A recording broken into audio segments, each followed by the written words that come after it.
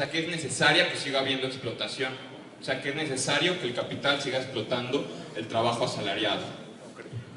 Entonces, creo que es importante despegar la crítica, porque es una crítica cuando solo se hace a través de la historia que puede servir mucho a los oportunistas. Otra cosa ya para acabar. Hay que llamar, ustedes mencionaban que hay que llamar las cosas por su nombre. Y algo que no hace Morena, y que tanto no lo hizo y no lo hace López Obrador, es llamar a los explotadores por su nombre. Le dice empresarios y hasta los promueve, como a Fernando Turner. Decían que no eran lo mismo. Fernando Turner hace poco dijo que era muy importante que él iba a ser secretario de Economía. Decían que el Estado es menos, ¿cómo decirlo?, es menos útil para distribuir la riqueza que el mercado. Eso lo dijo Fernando Turner y es una paráfrasis de Milton Friedman, y Milton Friedman es un neoliberal. O sea, para la Secretaría de Economía, Morena proponía a alguien que pues busca nuevamente ideas neoliberales. Entonces, creo que sí es importante mencionar, yo le doy un poco la razón al compañero, creo que tampoco se trata de tachar como burguesa a esa izquierda, pero sí hay que hacer una crítica, porque no es nada más un liderazgo que hace marchas estériles, sino que es un liderazgo que promueve ideas que mantienen a los explotados sin reconocerse como explotados. Entonces, nada más. Vamos a repartir galleta. No hay nada que me guste más que las polémicas. Sí, te agradezco la posibilidad. La pregunta es, ¿no creen ustedes, perdón, disculpen el auditorio, ¿no creen ustedes que es importante entonces despegar, o sí, pues despegar, cortar, segmentar la crítica o de los personajes históricos y hacer más énfasis en cuestiones como la explotación del trabajo, que es inherente a toda actividad empresarial? Sí. Lo que pasa es que hay que matizar. Si no matizamos, somos como ciegos en un pinche páramo, dando palos sin saber a quién le pegamos. Cárdenas no inventó el corporativismo. La CROM la fabricó Obregón. Y era un proceso que venía en marcha desde muchísimo antes, consolidado además por Calles, que era la figura clave del modelo corporativo. Cárdenas hereda el modelo corporativo. Le da la forma de la CTM para apoyarse en un sector progresista que luego chaquetea al propio sector de Lombardo, ¿no? Y se queda con los 5 lobitos y Fidel Velázquez. Entonces, atribuirle a Cárdenas, a Lázaro, la paternidad del corporativismo mexicano no sería justo si analizas exactamente cómo se viene construyendo el momento. El momento de los 30, a partir de la derrota de la revolución. Tienes que partir de un supuesto muy obvio, que es la revolución, el sector radical fue derrotado. Y triunfó el sector conservador en la primera fase con Carranza, y luego lo que llamarías el centro obregonista, que es el que construye el modelo corporativista. Y lo construye a sabiendas, o sea, va armando las piezas en el campo, en las ciudades, en las clases medias. Y Cárdenas hereda este modelo. Cárdenas no es otra cosa que un general de bando triunfante, con una formación política absolutamente endeble, Lázaro, ¿sí?, que colocado frente a ciertas situaciones en las cuales el debate entre lo nacional y lo imperial, pues toman las opciones más radicales. Había opciones a la expropiación petrolera, había un montón. Había opciones mucho más blandas, muchísimo más blandas, como la intervención temporal de los campos, bajo administración temporal, mientras se resolvía el conflicto huelguístico que le da origen. Y Cárdenas opta por la posición más radical, que es la expropiación, bajo un concepto que resulta muy interesante, y yo no sé si Cárdenas lo traía en la cabeza en el momento de la expropiación, que es la renta petrolera iba a permitir la dinamización de ciertas cosas, educación, salud. No ver a Cárdenas como el creador del Politécnico, el masificador de la educación, el constructor de Chapingo, el creador de las normales rurales, es ver nomás un cacho de Cárdenas, ¿no? Entonces, la figura de Cárdenas, que hay que someter a la crítica, la de Lázaro, como todos. ¿A crítica qué significa? La palabra crítica de repente la interpretamos de una manera muy extraña, como estar en contra de. No, crítica es reflexionar sobre, ¿sí? Ese es el concepto real, el otro es una misificación. Entonces, someter a Cárdenas a reflexión, a Lázaro Cárdenas a reflexión, a crítica, sí. En el tema petrolero, lo que ocurre es que te colocan ellos, no nosotros, frente a la disyuntiva de decir, Cárdenas nos hubiera dado la razón. Entonces, bueno, Pedro hace la intervención que hizo diciendo, miente. Cárdenas les hubiera dado la razón contraria. Tan contraria es que opera en un sentido y no en el otro, ¿sí? Entrando en profundidad en la historia de lo que pasó después de la expropiación petrolera, hay que saber cosas bien sencillas, como que el acorazado Hood venía rumbo a México si no lo detienen para reparaciones en Southampton. O sea, nos mandaban el barco madre de la flota británica y al final no llegó a Tampico porque la crisis de los Sudetes en Europa hace titubear a los ingleses, pero estamos a 2 milímetros de una guerra con Inglaterra. Y la consigna de Cárdenas es: si el Hood toma Tampico, quememos los pozos. O sea, la figura de Lázaro crece cuando lo estudias en profundidad, porque crece a partir de sus límites.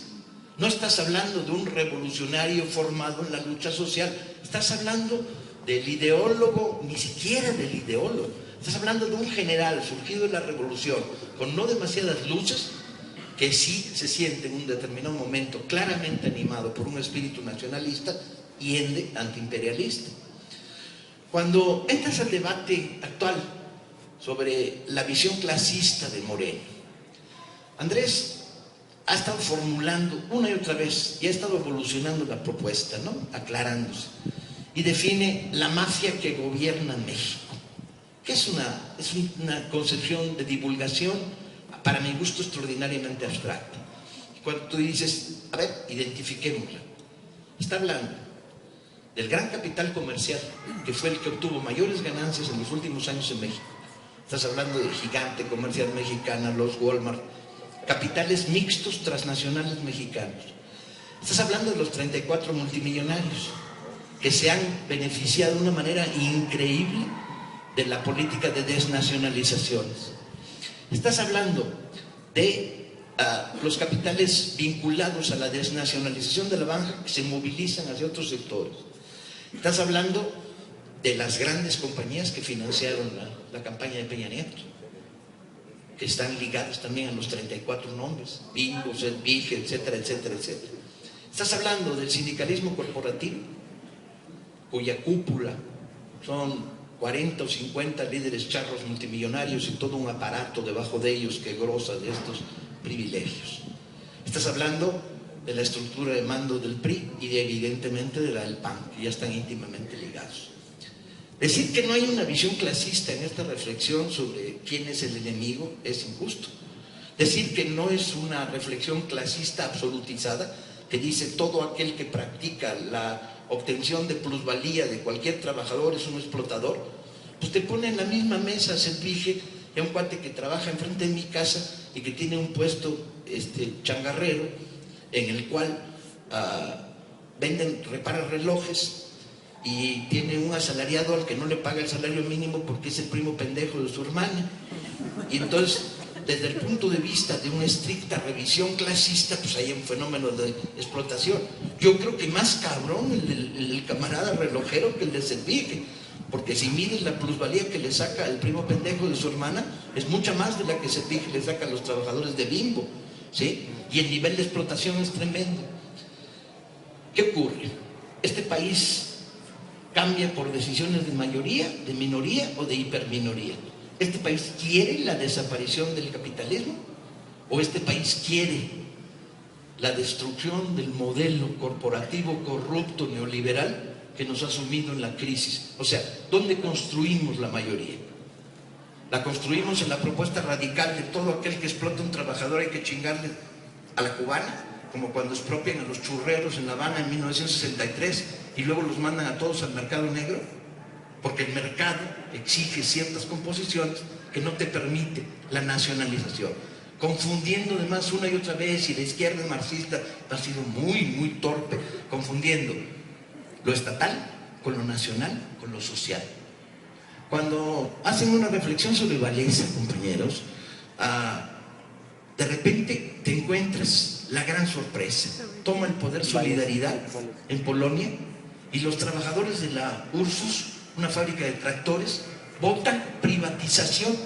La fábrica que había sostenido a morir la lucha contra la burocracia soviética o la burocracia del modelo soviético. Entonces, ¿qué pasó aquí, no? ¿Por qué deciden privatización? Bueno, pues lo deciden por razones muy simples. Lo estatal no era social, los obreros no eran dueños de las fábricas, ¿sí? Lo nacional no era era estatal, pero no era social. Ergo, las posibilidades de lo conocido no les valían, no generaban poder popular. Y en esa medida, pues bueno, pues que llegue el dinero de la Ford Motor Company, que fue el que llegó, y al fin y al cabo, pues nos entendemos con los pinches patrones a putazos. Al fin tenemos un sindicato potente. ¿Por qué? Bueno, démosle la vuelta a esta reflexión y veamos. La identificación en términos clasistas de la mafia que gobierna México permite construir una unidad nacional amplísima sobre la base de la batalla contra el gran capital corrupto y el neoliberalismo aliado a las transnacionales. ¿Sí? En esa batalla podemos generar una mayoría. Yo digo que sí. Podemos generar una mayoría en la reflexión sobre privaticemos todo. De entrada no, yo estoy en contra. De la hiperprivatización estoy en contra.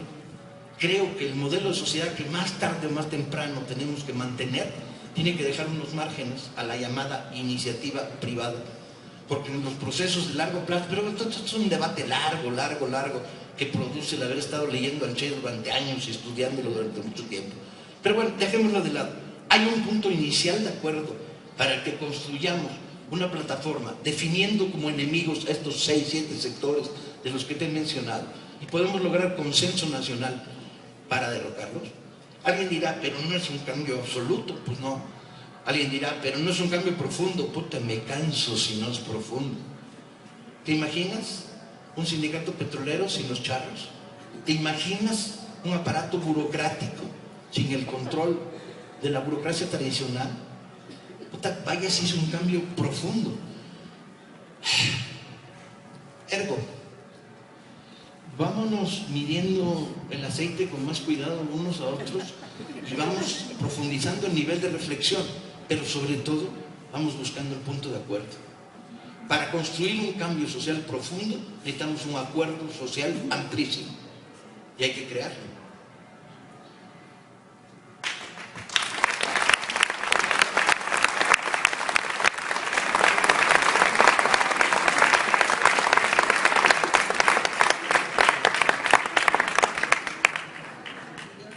Más allá de lo que quisimos explícitamente, en mi caso 15 o 20 años de militancia, eso que también dijo Arnaldo Córdoba, que lo estaba citando hace rato, ¿sí? A lo mejor hay, y no solo pacíficos, sino armados, núcleos que quieren esa transformación por la que en la que yo pensaba hace unos años y que sigo pensando. Pero el pueblo que yo veo movilizado, y en ese caso solo hay una frase tuya que quisiera decir que es injusta, que es la de la marcha estéril, porque la marcha yo he visto que ha parado en este momento. La reforma fiscal que nos querían meter y que tiene paralizadas varias de las leyes secundarias y que los tiene a la defensiva con la reforma energética. Entonces, a lo mejor no es lo más útil que tú quisieras, pero estéril no es. Pero es lo único que yo quisiera. La única frase en la que sí estoy en rotundo desacuerdo. Lo demás es debate. Más allá de lo que quisiéramos, yo veo que el pueblo que está parando la ofensiva neoliberal es un pueblo que no quiere lo que quisiéramos o lo que quisieran esos puñados de militantes. Si yo viera al pueblo movilizado pidiendo eso, entonces podríamos estar en otra perspectiva. Pero el acuerdo que se está generando es un acuerdo en torno un poco a lo que contó Paco, ¿sí? Y tu misma pregunta nos obliga a regresar a la historia. Podemos decir sobre la historia, y yendo a Lázaro Cárdenas, una vez más a Lázaro Cárdenas, es que son ellos los que empiezan con una mentira histórica. Y cuando decimos, si empiezan su reforma con una mentira histórica, imagínense todas las demás mentiras que hay en lo técnico y en lo económico. Entonces, podemos desmontar su discurso a través de las mentiras y luego mostrar la propuesta alternativa nacionalista, que entre otros muchos lugares está explicado en el libro de Lorenzo Meyer, que cité hace rato, pero está en otros muchos lugares. Y ya que hablamos sobre Cárdenas, a quien definió Paco muy bien, hay que hablar también del corporativismo. Frente al corporativismo de la CROM, el corporativismo que Lázaro Cárdenas hereda, que es un corporativismo igual de mafioso que el que luego se va a construir, se decía en tiempos de Calles, que qué significaba CROM, al derecho y al revés. Y decían, CROM significa cómo roba oro Morones. Morones, el líder sindical de la CROM, el equivalente a Fidel Velázquez después, o ahora a Román. Y decían, pero al revés significa más oro roba calles. Una estructura corporativa autoritaria violenta. Morones imponía liderazgos sindicales en los sindicatos de la CROM a punta de pistola. O sea, era más potente. Bueno, Fidel Velázquez también lo hacía cuando tenía necesidad, ¿sí? Pero se imponía sistemáticamente a punta de pistola los liderazgos sindicales y se negociaba directamente con el gobierno. Y además era una identificación entre el Estado y el corporativismo en función de que Luis N. Morones fue secretario de Industria, Comercio y Trabajo en el gabinete de Calles. Entonces, son Obregón y Calles los que crean el corporativismo. Y este corporativismo que hereda Cárdenas lo combate y lo sustituye por, y eso hay que decirlo, no Cárdenas, sino que es un movimiento de abajo del Partido Comunista con el grupo de Lombardo, que lleva a la CTM, y en la CTM había una serie de reglas que luego fueron cambiadas por Fidel Velázquez. Por ejemplo, en los sindicatos de la CTM, cuando nace la CTM en 1936, en los estatutos está prohibida la reelección inmediata de dirigentes, prohibida, que es una cosa que se ha rescatado en los estatutos de Morena, por ejemplo, ¿sí? Eso impide la creación de burocracias sindicales despegadas de la base. Y en los estatutos de la CTM, que tienen que asumir todos los sindicatos, se dice que la elección de líderes sindicales se hace por voto libre, directo y secreto. Fidel Velázquez, en alianza con Miguel Alemán, cambiaría estas dos cosas. Suprimiría la prohibición de la reelección y metería la elección de líderes sindicales indirecta y a mano alzada, que es lo que sigue existiendo. Así es. ¿Sí? Entonces, ¿que hay corporativismo con Cárdenas? Sí. ¿Que lo crea él? No. Pero también que hay diferencias fundamentales a las que luego Miguel Alemán va a destruir. Miguel Alemán va a imponer estas nuevas reglas sindicales a punta de pistola. Primero con el charrazo contra el sindicato ferrocarrilero, la imposición del Charro Díaz de León. Luego con el golpe militar y la ocupación militar de las oficinas del sindicato petrolero y la prisión de 47 dirigentes petroleros que estuvieron 4 años en la cárcel. ¿Cómo se nos olvida la historia, Paco, verdad? Y luego con la destrucción del sindicato minero que provoca la marcha del hambre. Tampoco los obreros estaban cruzados en manos y ocurrió así. Y el corporativismo que conocemos ahora es el corporativismo de Miguel Alemán, diseñado de la mano con Fidel Velázquez, que es este corporativismo. Ahora, vamos a negar que hubo corporativismo en Cárdenas y que Cárdenas se montó en el corporativismo. Y hay un caso más grave que el de la CTM. El caso de la CNC es más grave, en el cardenismo, ¿sí? Ahí sí. Y es un corporativismo creado por decreto presidencial. Pero es un corporativismo distinto, insisto.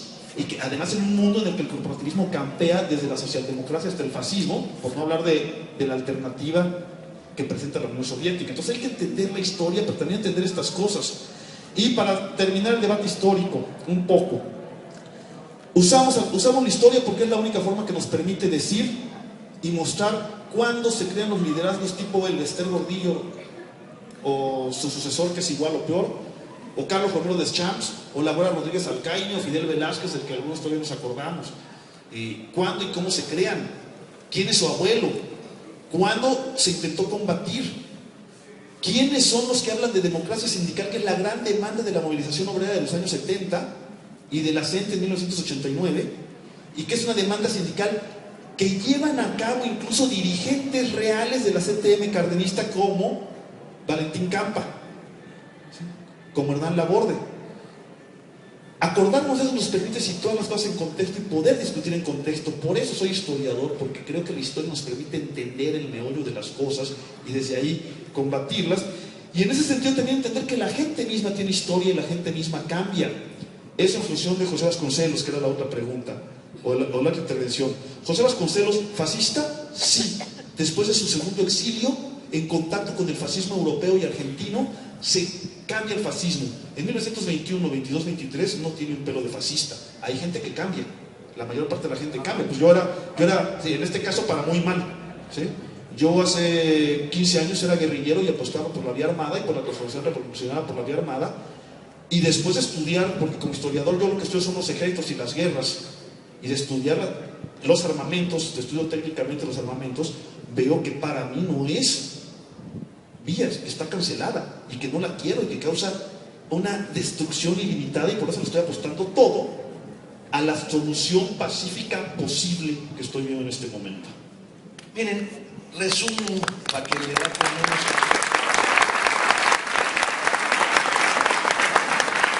No nos polarice demasiado. Al margen de una revisión cuidadosa de la historia, como por qué demonios aparece Ávila Camacho en el panorama, etcétera, que había que conversarla, discutirla y matizarla, sobre todo informarla. Al margen de esto, hoy por hoy este país está gobernado por un documento que existe en Los Pinos, en el cajón del presidente. Ese documento se llama Real Constitución Mexicana, ¿ok? La que compramos en la calle, la que estudian los estudiantes de Derecho, esa no existe, esa vale madre. Esa cuesta 17 pesos y no sirve. La que hay en el cajón, la abres y dice, capítulo 1, uca uca, el que lo encuentre se lo emboruca. Capítulo 2, y esa es sencillita, la escribió Salinas. Capítulo 2, todo proyecto liberal es a toda madre, siempre y cuando podamos meterle el diente nosotros también. Capítulo 3. Por eso Mario Fabio se oponía a la reforma energética en tiempos de Calderón. Claro. Capítulo 3. Este es el año de Hidalgo, chingue a su madre que deje algo. Capítulo 4. Solo hay un principio válido, como bien dijo Porfirio Díaz, el principio de autoridad. ¿Sí? Y así sigue la constitución real que hoy rige América. Tenemos un poder judicial absolutamente subordinado al poder ejecutivo. Tenemos un poder cameral absolutamente subordinado al poder ejecutivo. Entonces, hoy por hoy yo cierro la Constitución de Los Pinos y digo, carajo, me doy de santos si logramos que en el proceso evolutivo de este país en los próximos años nos limitemos a poner en pie la Constitución de 17.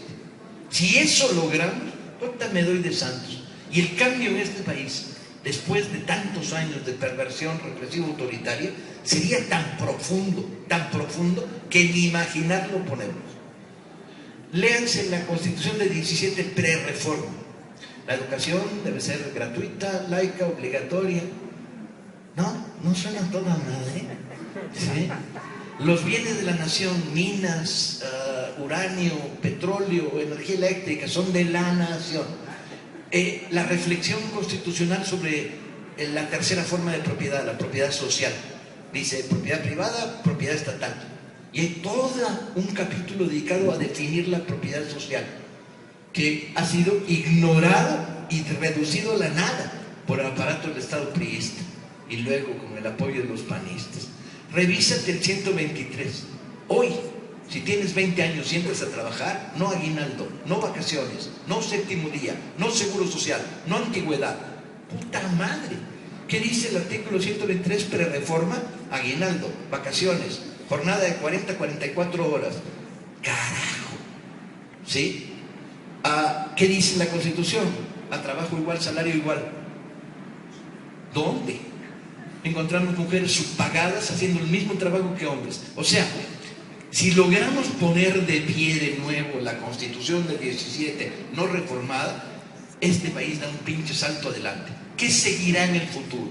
¿Cómo seguir limitando la injusticia? ¿Cómo seguir limitando la pobreza? ¿Cómo seguir mejorando las condiciones laborales de todo? Bien, discutámoslo en el futuro. Si hoy podemos poner de nuevo en pie la Constitución de 17, este país se transforma de una manera tan radical que no lo íbamos a reconocer.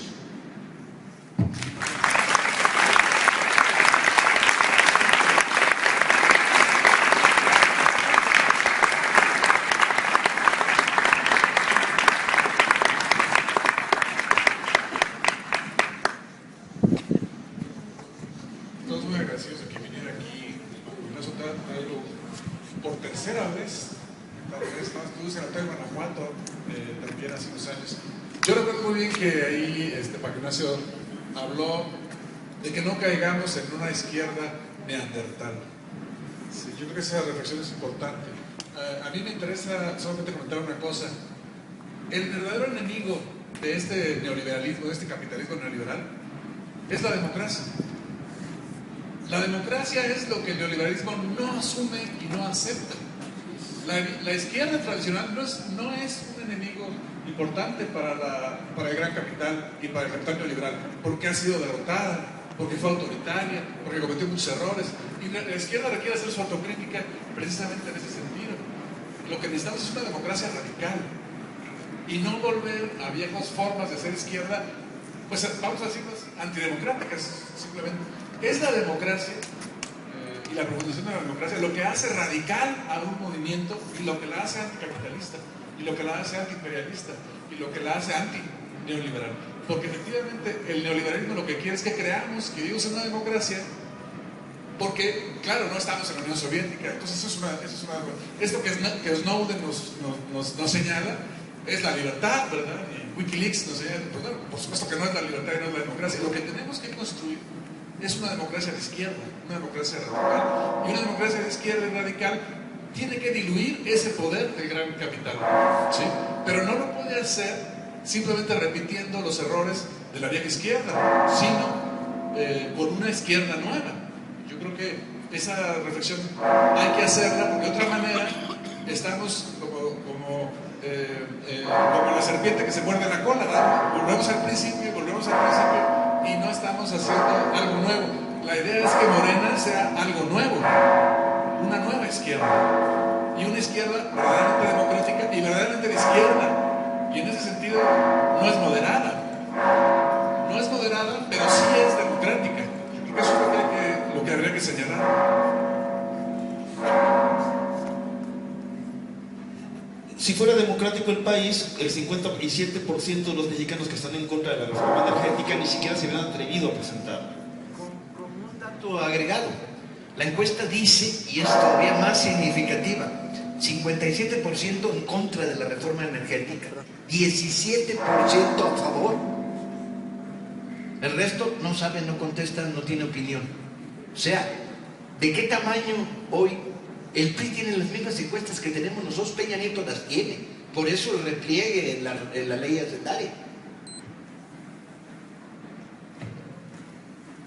Buenas tardes, Carlos González. ¿Cuál sería, bueno, por ejemplo, podemos escuchar a Andrés Manuel, podemos escuchar a Ricardo Monreal, podemos escuchar a Noroña, podemos escuchar muchas corrientes de izquierdas y como lo queremos llamar, ¿no? ¿Cuál sería, Paco, te digo, tu opinión para toda la gente que está aquí en este momento, aparte de llegar a un buen acuerdo y todo esto que hemos dicho, de tu parte, tuya, directa de ti? O sea, sin escuchar a Andrés Manuel, sin escuchar a Ricardo Monreal, sin escuchar a nadie, sino ¿cuál sería tu propuesta para poder avanzar y que nosotros podamos poner un granito de arena como jóvenes, universitarios, emprendedores, como sea, a partir de este momento? En principio, disculparme por proponerles algo. Yo desconfío sistemáticamente de todos los que proponen algo. Así es. ¿Sí? Entonces, en principio me disculpo. Ahora, ya que me disculpé, yo tomé una opción. Tomé la opción de caminar el camino de Morena a pesar de mis discrepancias con algunas de las propuestas, a pesar de que me parece limitado, que me parece poco claro a veces me parece engreído la propuesta de Morena, de marcha sola y no acompañar el movimiento. Pero tomé el camino de Morena y en estos 8 meses me ha confirmado que tenía razón. En estos 8 meses sin un pinche quinto, hemos levantado una organización de 500,000 de afiliados en el país. Sin un centavo, no tiene idea de lo que es eso. ¿Sí? Mañana va a haber, pasado. El domingo. Los actos son el domingo. Va a haber 500 actos en el país, divulgando, difundiendo.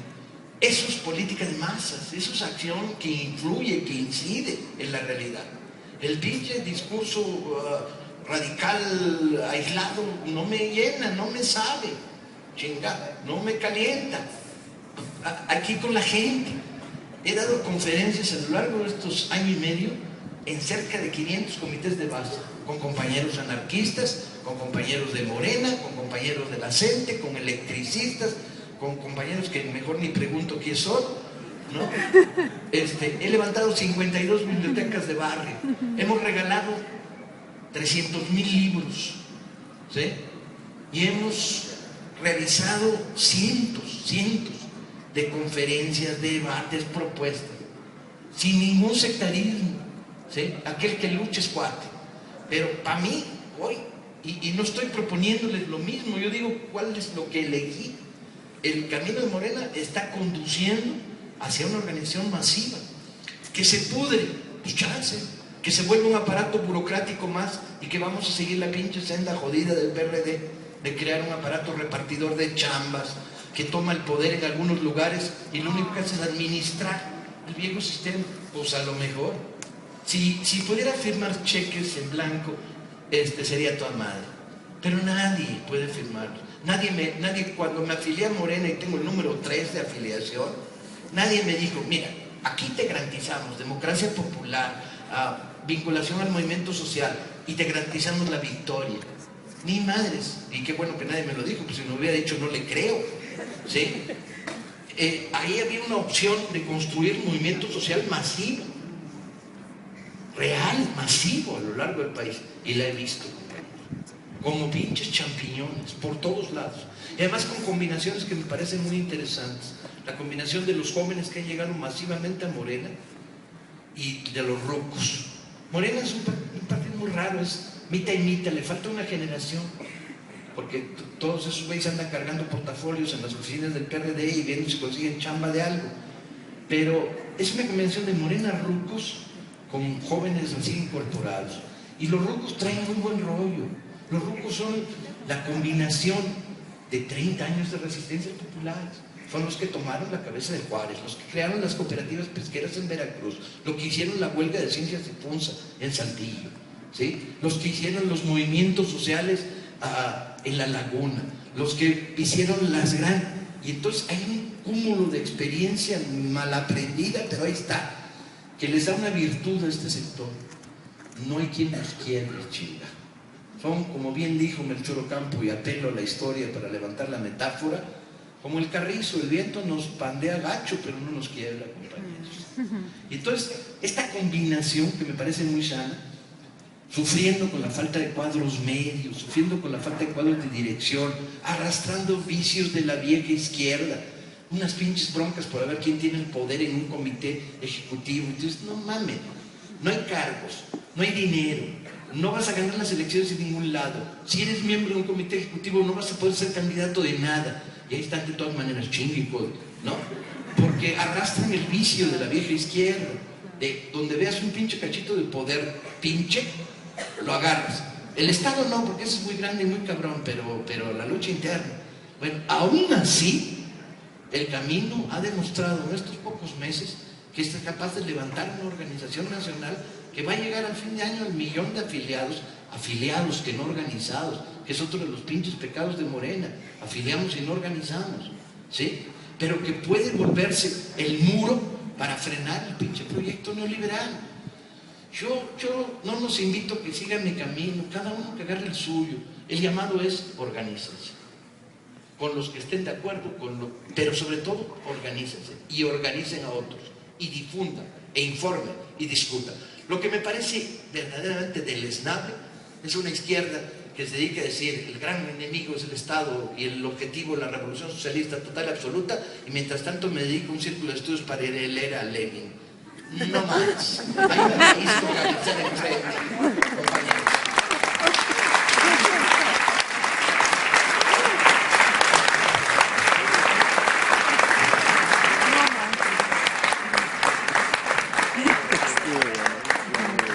Bueno, buenas tardes.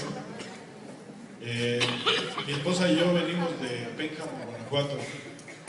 A las 4:15 salimos de allá, venimos a toda chancla. Aquí estamos. Somos maestros. Entendemos perfectamente lo que comentaba Pedro. Lo estamos viviendo. Los cambios constantes. El querer avanzar sin saber a dónde, a ver si le pegamos.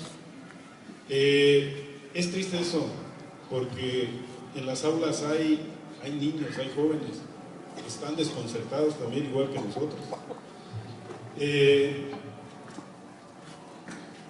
Para nosotros es muy importante estar aquí porque trabajamos con jóvenes.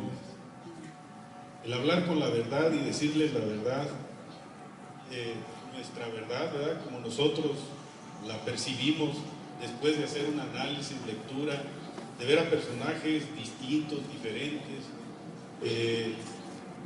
Nos inclinamos personalmente por Obrador, por su trayectoria, por lo vertical, por la integridad, por los valores, y vemos también que pues es una opción que allí está, que llegará, no sabemos.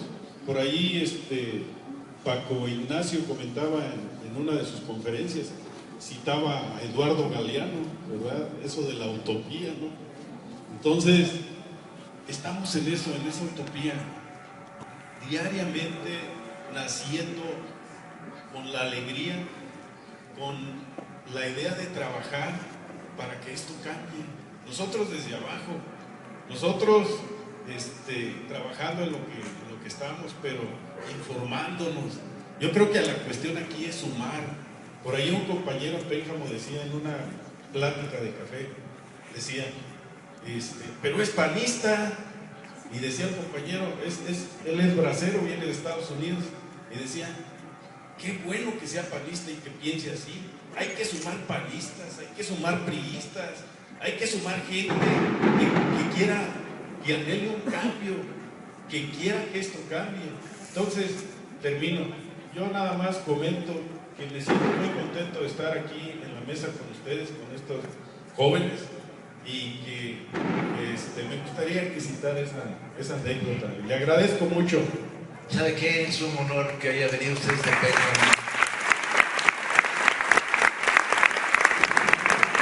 La frase de referencia del compañero de Galeano merece la pena ponerla en este patio. Galeano decía, la utopía es aquella cosa que está al final de la esquina. Y entonces se va uno a acostar y dice, ahí está, a la vuelta de la esquina. Y se va uno a acostar y a la mañana siguiente, la llevaron como 100 metros más para allá. Estiraron la pinche calle, la utopía sigue estando en la esquina, pero en la otra, por más que caminamos. Y ¿saben qué? La función de la utopía no es estar al alcance de la mano y que la alcancemos. La función de la utopía es estar ahí diciendo, hay que ir siempre más allá.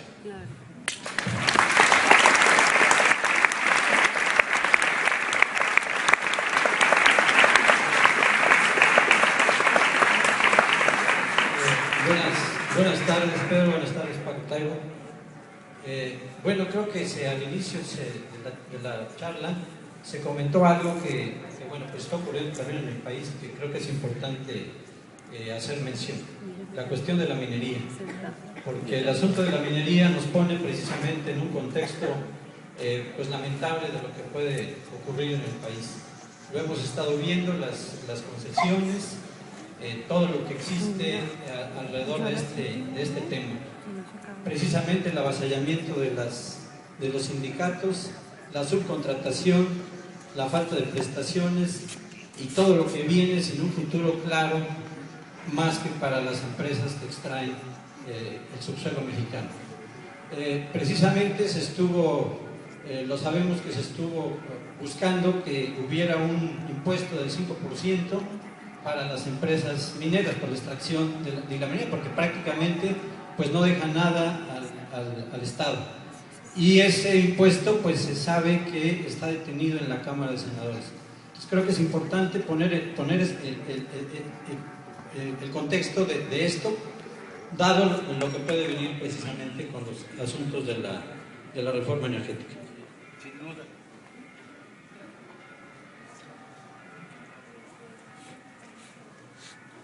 Oigan, nosotros nos vamos cuando ustedes digan.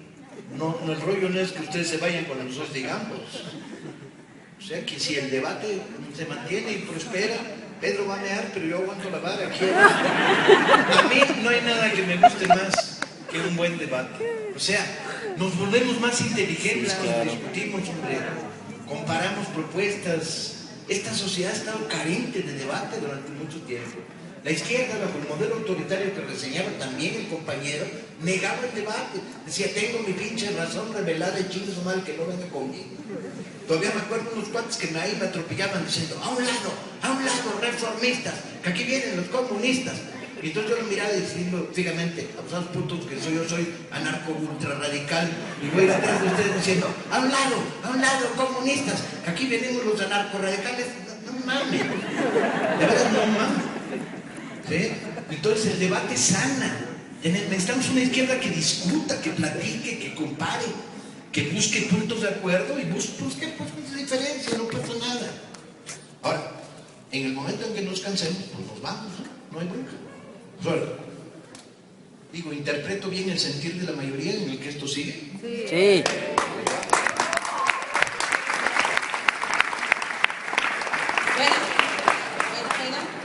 De este lado, pues darle las gracias por estar aquí y bueno, decirle también que pues gracias a Dios usted es historiador y no sacerdote, porque si no esto sería otro discurso. Y bueno, también para decirle que yo creo que habla mucho de crítica y criticar, pero no tenemos las fuentes para tener esas críticas, no nos acercamos a los movimientos para ver qué está pasando, ¿no? Mis padres son maestros, los dos son profesores, y ellos están sufriendo por todo lo que está pasando en el CENTE, ¿no? Entonces, es importante que nos acerquemos a ver qué es lo que está pasando con estos grupos, porque es muy fácil decir, ay, lo que dice la televisión es esto, lo que dice este periódico es esto. O sea, tenemos muchísimos medios de comunicación y nos enfocamos a uno. Facebook solamente leemos 3 líneas de una noticia, Twitter igual 3 líneas y ya según estamos informados. Tenemos que leer, tenemos que ver de dónde viene la fuente, quién es el que está escribiendo y cuál es su intención, ¿no? O sea, tenemos que interesarnos realmente por lo que está pasando y no solamente de dientes para afuera, ¿no? O sea, eso era todo. Mire, compañero, le cuento una historia y aplíquela. Durante un tiempo, yo pasaba frente a la tele y oía, y yo decía, puta pinches mentirosos, pero lo decía para mí mismo. Y cuando estaba el momento álgido de la campaña el año pasado, dije, ni más, desde ahora le hablo a la pinche tele, ¿no? O sea, rompo la relación unívoca del mensaje televisivo. El mensaje televisivo dirige, pero no recibe. Es la voz de un pinche amo que viene de la zona de las tinieblas etéreas, tirándote pinche rollo, falsificando, desinformando. Y entonces empecé a hablarle a la tele. Entonces pasaba al lado de la tele, o sea, chinga tu madre, pinche mentiroso, ¿no? Mientes porque esto no es así y así. Bueno, en mi casa empezaron a odiarme, porque pasé al siguiente paso, que es cuando ya me cagaban de a tiro por mentirosos, les escupía. Entonces mi mujer me dijo, párale pinche Paco, párale. Porque el que vuelvo a limpiar los gargajos de la tele por tu culpa, te someto a disciplina. Entonces, tuve que parar la parte más agresiva, ¿no? Pero la primera parte está toda madre. Háblenle a la tele, compañeros. No dejen que el mensaje llegue de un lado hacia otro. Y en general, ¿sí? Respondan. Esto te liga con el gran problema. Una de las grandes victorias de la campaña electoral fue haber roto los monopolios informativos. Si ustedes tuvieran en sus manos las cifras de Televisa, se pondrían bien contentos. Tienen un descenso de credibilidad del 40%, ¿sí? De credibilidad.